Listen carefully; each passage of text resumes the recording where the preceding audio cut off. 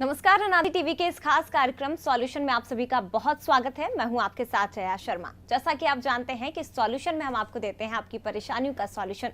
तो आज हम बात करने वाले हैं बच्चों में होने वाली दांतों की समस्याओं के ऊपर। जी हाँ, बच्चों में जो दांतों की समस्याएं होती हैं उन पर आप और हम ध्यान नहीं देते। हालांकि बड़े लोग तो जरूर दांतों की समस्याओं को लेकर तुरंत डॉक्टर के पास जाके कंसल्ट कर लेते हैं, लेकिन बच्चे अपनी समस्याएं नहीं बता पाते, जिसके कारण जो समस्या है उस पर पेरेंट्स भी ध्यान नहीं देते और वो समस्या बहुत ज्यादा गंभीर रूप ले लेती है। उसी पर आज हम बात करने वाले हैं। हमारे साथ स्टूडियो में डॉक्टर मोनाली बजाज मौजूद है, जिनसे हम इस मुद्दे पर और इस टॉपिक पर बात करेंगे। डॉक्टर मोनाली, बहुत स्वागत है आपका। Thank you so much. तो डॉक्टर मोनाली, सबसे पहले तो आपसे यही जानना चाहेंगे कि बड़े लोगों में दांतों की जो समस्याएं होती हैं, नॉर्मली हम जानते हैं दांतों में सड़न होना, कैविटी होना, लेकिन बच्चों में ऐसी कौन सी समस्याएं होती हैं जिन पर ध्यान नहीं दिया जाता और जो कि बहुत गंभीर हो जाती हैं?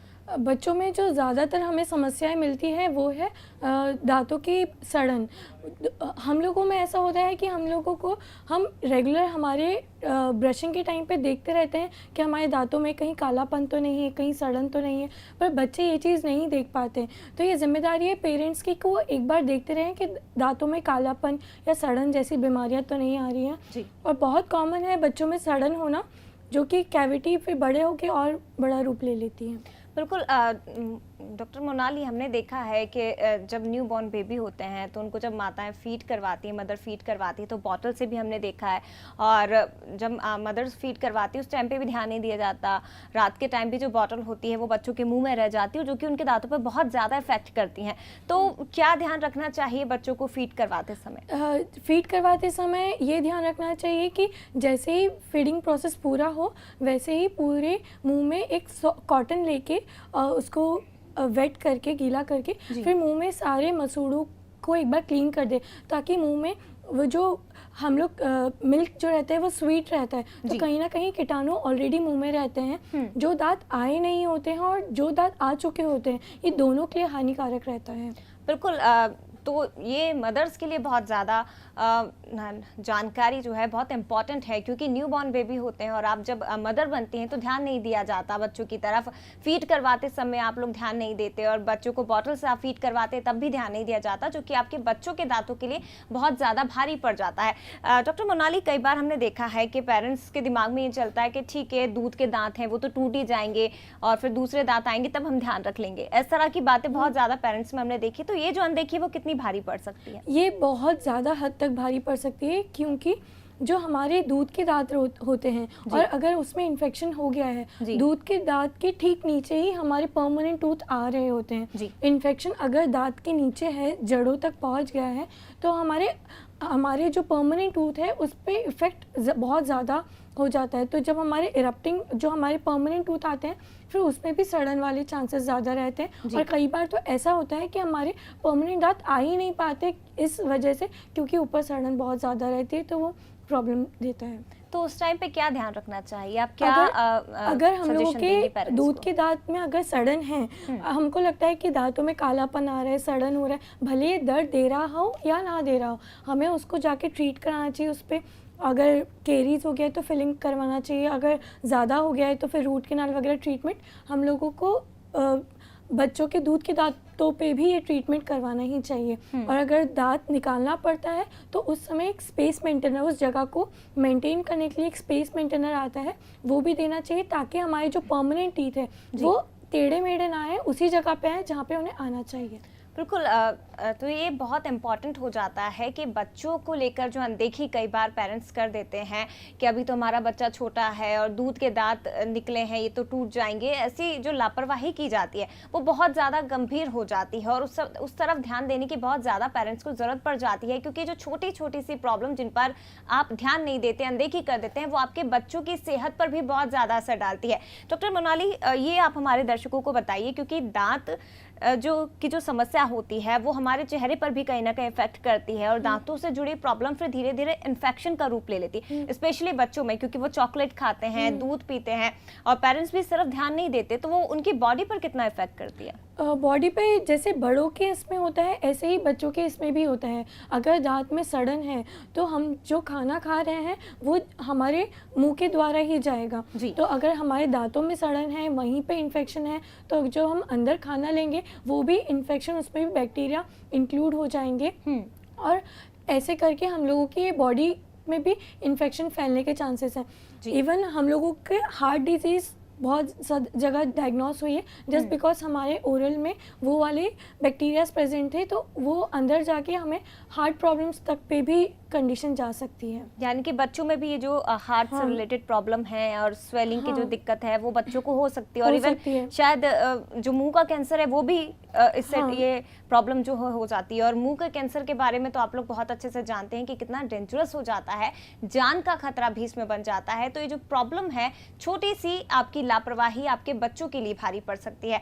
मोनाली, मैं आपके पास लौटूंगी लेकिन हमारे साथ कॉलर जुड़ गए हैं। अंकित, स्वागत है आपका। क्या सवाल आप पूछना चाहते हैं? नमस्कार मैम, मेरा एक छोटा भाई है, उसको एक्चुअली मीठा खाना बहुत पसंद है और वो बच्चा है तो उसको मना भी नहीं कर सकते हैं। पर मतलब मेरा सवाल सिर्फ इतना सा है कि किस तरह के मार्केट में चॉकलेट्स हैं जो सही है बच्चों को देना चाहिए और किस तरह की चॉकलेट्स या टॉफीज हैं जिनसे उन्हें दूर रखना चाहिए, जो बहुत ज्यादा मतलब आजकल जो आ रही है जेली वाली टॉफीज, ये सब क्या अच्छी हैं दांतों के लिए, मतलब डेंजरस नहीं है? मैं इतना जानना चाह रहा हूँ। अंकित, मैं आपको ये कहना चाहूँगी कि जितने स्टिकी फूड्स होते हैं, जैसे जो चिपचिपी होती है, जिसमें जैसे कैरेमल होता है जिसमें जो स्टिक कर जाती है दांतों पे, यूजुअली जो मिल्क चॉकलेट्स होती है या जो वो घुल जाती है और हम अंदर ले लेते हैं, पर जो जितनी स्टिकी चॉकलेट्स होती है वो कहीं ना कहीं स्टिक कर जाती है हमारे दांतों पे और फिर उसके बाद हम लोगों उससे इतनी इजीली ब्रशिंग नहीं हो पाती है, तो फिर वो बाद में कैरीज का रूप ले लेती है। तो sticky foods are more dangerous than soluble ones. बहुत शुक्रिया आपका अंकित कॉल करने के लिए। उम्मीद है कि आपके सवालों का जवाब ज़रूर आपको डॉक्टर ने दे दिया होगा। लेकिन हम भी यही अपील करते हैं कि आपका भाई अगर ज़्यादा चॉकलेट खाता है तो उसे थोड़ी सी दूरी बनाकर रखनी चाहिए चॉकलेट, क्योंकि हर चॉकलेट हेल्थ के लिए बहुत ज़्यादा अच्छी नहीं होती है। बिल्कुल। डॉक्टर मोनाली, ये सवाल मैं आपसे जानना चाहती हूँ कि जब न्यू बॉर्न बेबी होते हैं और जब उनको दांत निकलने लगते हैं, लगभग 6 से 8 मंथ में उनके दांत आने लगते हैं, तो तब बच्चों को डायरिया या फिर बुखार की जो समस्याएं होती है वो बहुत कॉमन हो जाती है, लेकिन पेरेंट्स उस तरफ ध्यान नहीं देते और उनको ये लगता है कि बच्चों को दांत निकल रहे हैं इसलिए ये प्रॉब्लम हो रही है। तो क्या वाकई में ऐसा है कि जब बच्चों को दांत निकलते हैं तब ये प्रॉब्लम होती है या इसका कोई और कारण नहीं? हो सकता है? इसका रिलेशन नहीं है दांतों से। अगर दांत निकलना is a different procedure and diarrhoea and दूसरी बीमारी आर डिफरेंट। इन दोनों का आपस में रिलेशन नहीं होता यूजुअली, बट ये रहता है कि जब दांत निकलते हैं तो बच्चों को मन करता है कि वो कुछ च्यू करे, बिकॉज इरप्टिंग टीथ रहते हैं तो उनको मसूड़ों को प्रेशर करने का मन करता है, तो वो एक चीज़ होती है। बाकी डायरिया इज नॉट दैट। बिल्कुल। तो ये जो प्रॉब्लम है, जो एक कह सकते हैं भ्रांति लोगों के मन में है, ये जो मिथ्या है कि आपके बच्चों को दांत निकल रहे हैं इसलिए डायरिया की या दूसरे बुखार जैसे समस्याएं हो रही हैं, तो ये केवल दांतों की निकलने की समस्याएं नहीं है। जिस तरह से डॉक्टर मोनाली ने भी बताया है कि जब बच्चों को दांत निकलते हैं तो उनको दांतों में खुजली होती है, उनको प्रेशर करने का मन करता है और इसलिए वो अपने जो हाथ है बार बार मुँह में देते हैं और उस समय इन्फेक्शन की भी बहुत ज़्यादा प्रॉब्लम हो जाती है।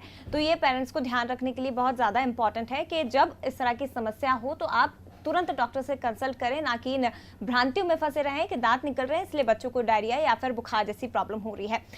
डॉक्टर मोनाली, मैं आपसे जानना चाहती हूँ फ्लोराइड के बारे में, जो कि दांतों पर बहुत ज़्यादा इफेक्ट करता है, तो बच्चों को किस तरह से वो दे सकते हैं या किस तरह से वो इफेक्टिव हो सकता है? फ्लोराइड एक केमिकल होता है जो एक हमारे टूथ के ऊपर एक प्रोटेक्टिव लेयर जैसा काम करता है। उससे केरीज कम होती है, मतलब चांसेस कम हो जाते हैं। तो हम लोग जब भी टूथपेस्ट दें, इसीलिए जब बच्चों वाले टूथपेस्ट होते हैं उसमें यूजुअली फ्लोराइड कंटेंट ज़्यादा रहता है, क्योंकि फ्लोराइड से हम लोगों का केरीज होने के चांसेस कम रहते हैं, तो एक प्रोटेक्टिव लेयर रहता है। यूजुअली हम सिर्फ टूथपेस्ट के द्वारा ही इसको दे सकते हैं, वही बेस्ट तरीका है। बिल्कुल। कॉलर हमारे साथ अभिषेक जुड़ गए हैं। अभिषेक, स्वागत है आपका। क्या सवाल पूछना चाहते हैं आप? अभिषेक, आवाज आ रही है, अपना सवाल पूछिए आप। मेरा सवाल ये है कि जो दांत कई बार दाग लग जाते हैं दांतों में, उसके बाद हम उसकी सफाई करवाते हैं, तो उस सफाई करवाने से कोई दिक्कत भी नहीं होती मैम? मतलब कोई इन्फेक्शन वगैरह या इस चीज की कोई चांस तो नहीं होता? नहीं, दांतों की सफाई एक अच्छी चीज़ है। जब हमारे दांतों में गंदगी जम जाती है, हम लोग खाना खाते हैं, हम प्रॉपर ब्रशिंग नहीं कर पाते हैं, तो हमारे दांतों पे वो एक गंदगी की परत जमती चली जाती है और उसके ऊपर दूसरे बैक्टीरिया भी जमते चले जाते हैं। तो हम लोगों के जो दांतों की सफाई होती है उससे वो सारी गंदगी हट जाती है। हम लोग रिकमेंड करते हैं कि हर 6 मंथ में आप और अपने बच्चों को ये दांतों की सफाई करवा लीजिए, ताकि और गंदगी ज़्यादा बढ़े नहीं और उसी जगह दांत साफ़ होते रहें। चलिए, बहुत शुक्रिया आपका कॉल करने के लिए अभिषेक। उम्मीद है कि आपके सवालों का जवाब ज़रूर डॉक्टर मोनाली बजाज ने आपको दे दिया होगा। डॉक्टर मोनाली, मैं आपसे जानना चाहती हूँ कि जैसे कि हमने पहले भी जिक्र किया है कि जब बच्चों को दांत निकलते हैं तो 6 से 8 मंथ की वो एज होती है जब बच्चों को दांत निकलना शुरू हो जाते हैं। पेरेंट्स को कब बच्चों को ब्रश करवाना शुरू करना चाहिए? क्या जब दांत निकलना स्टार्ट हो जाए तो उसी समय आप थोड़ा थोड़ा करके बच्चों को हैबिट डालिए, या फिर एक लंबा इंतजार करिए कि जब पूरे दांत हमारे बच्चों को आ जाए? जैसे ही हमारे ओरल कैविटी में फर्स्ट टूथ इरप्ट होता है, जो कि यूजुअली लोअर नीचे के दांत होते हैं, जैसे ही पहला दांत इरप्ट हो उसी एक दांत से ही हम लोगों को ब्रशिंग स्टार्ट कर देनी चाहिए। उसी दांत से हम सफाई शुरू कर देनी चाहिए। ऐसा भी नहीं कि पूरा हम लोगों का पूरा इरप्ट हो तब तक वेट करें। जैसे ही हमें दिखने लगा कि हाँ दांत आने लगा है, हमें उसी समय सफाई शुरू करनी चाहिए। लेकिन पेरेंट्स को ये लगता है कि अगर हमने अभी से बच्चों को दांत ब्रश करवाना शुरू कर दिया तो उनके मसूड़े कहीं छिल ना जाए, बच्चों को दिक्कत प्रॉब्लम ना शुरू हो जाए, तो उस समय क्या ध्यान रखें सर? और बच्चों के लिए छोटे ब्रश आते हैं, पीडो ब्रशेस आते हैं और उनके सॉफ्ट ब्रिसल ब्रशेस आते हैं, तो वो कहीं हमारे मसूड़ों को हार्म नहीं करते। ऐसे बहुत हार्ड ब्रशेस नहीं आते जो चुभे या फिर उससे कुछ प्रॉब्लम हो। ये एक सेफ्टी मेजर है जो हर बच्चों को ब्रशिंग स्टार्ट करवानी चाहिए ताकि दांत अच्छे से आए। कॉलर हमारे साथ डॉक्टर मोनाली जुड़ गए हैं, मैं लौटूंगी आपके पास, लेकिन चित्रा हमारे साथ फोन लाइन पर जुड़ी हुई है। चित्रा, स्वागत है आपका। क्या सवाल आप पूछना चाहती हैं? मैं ये पूछना चाहती हूँ कि मेरी जो बेटी है वो बहुत छोटी है और उसके तीत के ऊपर तीत आ रहे हैं, तो उसके लिए क्या कर सकते हैं? हालांकि उसके तीत भी खराब हो गए हैं, कैविटी लगा हुआ है उसमें, और लेकिन उसके तीत के ऊपर तीत आ रहे हैं, तो क्या अभी छोटी है, वो 9 साल की है, अभी उसको ट्रीटमेंट देना ठीक होगा या फिर अभी वेट करना चाहिए? नहीं, आपको एक बार जाके डेंटिस्ट को कंसल्ट ज़रूर करना चाहिए कि वो दांत में क्या तकलीफ़ है, क्या वो नेचुरली अपने आप निकल पाएगा, क्योंकि सिंस सड़न हो गई है तो कई बार दांत नहीं इजीली निकल पाता और उसकी जगह नेचुरल टूथ उसके पीछे परमानेंट टीथ आने लग जाता है। तो आप एक बार कंसल्ट कीजिए, डेंटिस्ट के पास जाइए, वो एक बार क्लिनिकली चेक करेंगे और अगर ऐसा है कि दांत खुद से नहीं निकल पा रहा है तो फिर हमें एक्सट्रैक्शन करेंगे ताकि जो परमानेंट टीथ है वो अपनी जगह आगे ले पाए। बिल्कुल, बहुत शुक्रिया चित्रा आपका कॉल करने के लिए। डॉक्टर मोनाली, जिस तरह से अभी हमारे कॉलर ने भी जिक्र किया था और उसी से रिलेटेड मैं आपसे सवाल पूछना चाहती हूँ कि बच्चों में भी ये समस्याएं हमने देखी हैं कि दांत आड़े टेढ़े आना या फिर दांतों के ऊपर दांत आना और ठीक तरह से नहीं हो पाता है, क्योंकि फिर जब दांत आड़े टेढ़े आते हैं तो बच्चों को बहुत सी प्रॉब्लम शुरू हो जाती हैं। तो उन पर किस तरह से ध्यान दिया जा सकता है और उसको लेकर बच्चों के क्या ट्रीटमेंट है जो आसानी से इजीली और बजट के अंदर भी आ जाए? पहला चीज़ तो अगर जब बच्चे हमारी ज़बान से दांतों को आगे धक्का मारते हैं, ऐसे टंग थ्रस्ट करते हैं या अंगूठा चूसते हैं या ऐसी चीज़ें करते हैं जो कि उनके दांतों को प्रेशराइज करती है, पिन चबाना, नाखून चबाना, इस वजह से हमारे जो दांत हैं ये अपनी पोजीशन से हट के आड़े टेढ़े होने लग जाते हैं। तो बहुत ज़रूरी है पेरेंट्स को कि जब भी बच्चे ये हैबिट्स पे जाएं तो उन पे बहुत ज़्यादा ध्यान दिया जाए कि उन्हें ये सब चीज़ें नहीं करनी, उनको बार बार टोके ताकि वो ये हैबिट्स नहीं अडेप्ट करें।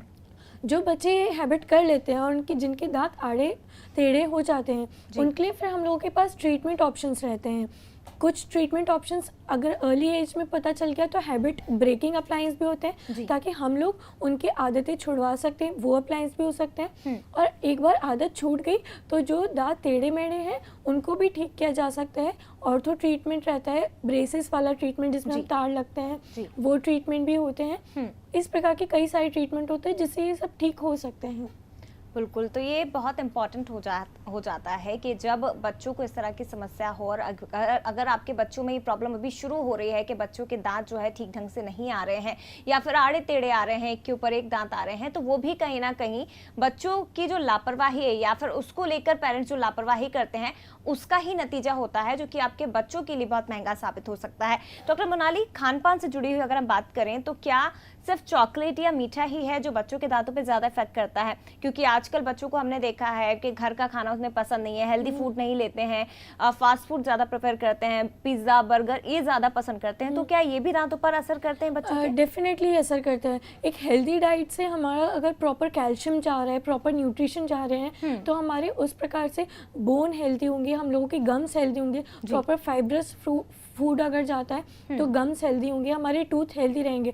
अगर हम लोग प्रॉपर न्यूट्रिशन नहीं ले रहे हैं तो कहीं ना कहीं हमारे इस चीज़ का असर हमारे दांतों पे, मसूड़ों पे, बोन पे दिखता है। कहीं ना कहीं हमारी हड्डियां गलने लग जाती है और अल्टीमेटली दांत लूज हो जाते हैं, दांत निकलने का डर रहता है जी। तो एक डाइट जो है, एक तो healthy diet is very important जी।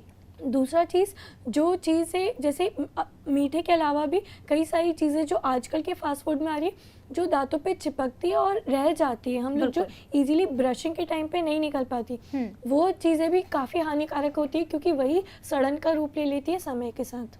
बिल्कुल। एक सवाल और मैं जाते जाते आपसे डॉक्टर मोनाली पूछना चाहूँगी, क्योंकि जब बच्चे स्कूल में एंटर होते हैं तो उस समय बच्चों में, क्या हम बड़ों में भी इस तरह की आदत देखते हैं कि पेंसिल चबाना या फिर रबर जो होती है, रेजर जो होती है उसे खा लेना और इस तरह की चीज़ें हम देखते हैं, तो वो कितना इफेक्ट करता है बच्चों के दांतों को लेकर? ये बहुत ज़्यादा इफेक्ट करता है। अगर हम कभी भी हमारे बच्चों में ये हैबिट देखते हैं तो हमें इसको तुरंत रोकना ही चाहिए, क्योंकि क्या होता है कि हम लोगों ने, बच्चों ने पेंसिल तोड़ी जी। अभी क्या होता है, कुछ पार्ट अगर गलती से अंदर रह जाता है, बच्चों को भी पता नहीं चलता है, कभी पेरेंट्स को भी नहीं पता चलता है कि वो पार्ट अंदर रह गया है, गम्स और टूथ के बीच में वो पार्ट रह गया, फिर वो फॉरेन बॉडी जैसे एक्ट करता है, वो सूजन कर देता है, इन्फेक्शन हो जाता है, उसमें पस हो जाता है, तो अन्य प्रकार की कई बीमारियां होती हैं जस्ट ये हैबिट की वजह से। जो टूथपिक भी यूज़ करते हैं यूजुअली, जो बड़े लोग भी, टूथपिक में भी अगर हम लोगों की अगर टिप टूट भी जाती है, पता चलेगा नहीं सामने वाले को कभी भी, और वो कहीं ना कहीं इन्फेक्शन कर देती है। फिर हमारे पास जब पेशेंट आते हैं तो पता चलता है कि मेन कॉज इन्फेक्शन से ज़्यादा आपका वो टूथपिक था, जिसकी वजह से इन्फेक्शन और ज़्यादा बढ़ गया था। बिल्कुल, तो ये बहुत इम्पॉर्टेंट हो जाता है क्योंकि बड़े जो हैं वो अपनी समस्याओं को बता सकते हैं, जिक्र कर सकते हैं, लेकिन बच्चे इस तरह की समस्याओं का जिक्र नहीं कर सकते और पेरेंट्स को ही बच्चों की समस्याओं पर, बच्चों की हेल्थ पर ध्यान देना ज़रूरी होता है। और आज दांतों से रिलेटेड प्रॉब्लम पर हमने बात इसलिए की है क्योंकि दांतों से संबंधित जो प्रॉब्लम्स हैं, जो समस्याएं, वो बहुत ज़्यादा बढ़ रही हैं। डेंटिस्ट के पास डेली इस तरह के केसेस आते हैं कि बच्चों को दांतों में कैविटी हो गई है या हमारे बच्चों के दांतों में कहीं ना कहीं टूटना शुरू हो गए हैं, बचपन में ही ये समस्या शुरू हो गई है, या फिर आप ये कहिए कि दांत जो है वो ठीक ढंग से नहीं आ पा रहे हैं। तो ये जो प्रॉब्लम होती है, ये जो समस्या होती है, इसके पीछे कहीं ना कहीं पेरेंट्स की लापरवाही ही होती है। जिस तरह से प्रोग्राम के स्टार्टिंग में ही हमने कहा था कि जब बच्चों को मदर फीड करवाएं या फिर आप बॉटल से भी फीड करवा रहे हैं तो उसमें भी आपको ध्यान रखने की जरूरत होती है। और एक समय के बाद आप बच्चों को फीड ना करवा कर उन्हें धीरे धीरे जो घर का हल्का भोजन होता है, हल्का जो दाल वगैरह होती है, दाल का पानी होता है, ये सब आप फीड करवाना, ये खिलाना आप शुरू कर देंगे तो बच्चों के दांतों पर बहुत ज़्यादा अच्छा असर पड़ेगा और दांत जो है स्ट्रांग होंगे। बहुत शुक्रिया डॉक्टर मोनाली, इतनी अच्छी जानकारी हमारे दर्शकों को देने के लिए। तो इसी के साथ फिलहाल सॉल्यूशन में इतना ही, लेकिन खबरों के लिए आप देखते रहिए अनादि टीवी। नमस्कार।